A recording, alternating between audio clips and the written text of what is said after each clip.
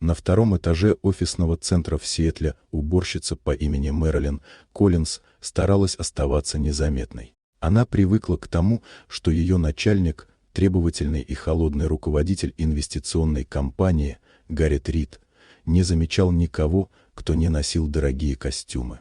Ее работа была простым способом удержать крышу над головой и поддерживать свою маленькую дочь Эмму, которую в тот день пришлось привезти с собой. Няня внезапно заболела. Когда Мэрилин заканчивала утреннюю уборку, Эмма неожиданно ворвалась в кабинет руководителя. Девочка увидела, как Гаррет в раздражении разносит сотрудников, и маленькая и смелая подошла к нему и резко дернула его за галстук, требуя вести себя добрее. Этот жест ошеломил всех, а самого Гаррета лишил обычной неприступности. Впервые в жизни он почувствовал себя уязвимым перед ребенком, который не боялся его власти. Инцидент быстро разошелся по офису и даже достиг внутренней корпоративной сети. Рабочие обсуждали видео, и неожиданно сам Гаррет стал проявлять к Мэрилин странное внимание. Он начал замечать ее работу, интересоваться ее жизнью, будто пытаясь разобраться, почему девочка, которую он едва знает, смогла так резко встряхнуть его. Спустя несколько дней Мэрилин узнала о предстоящем выселении.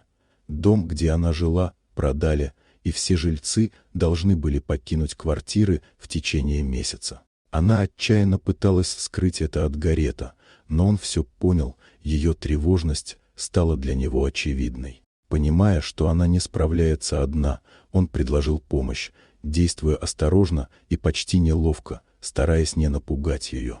Когда Эмму однажды увезли в больницу с острой аллергической реакцией, Гаррет неожиданно приехал туда первым среди всех, просидел под дверью отделения несколько часов и показал, что его забота не связана ни с властью, ни с прихотью. Он оставался рядом, хотя Мэрилин не давала никаких обещаний.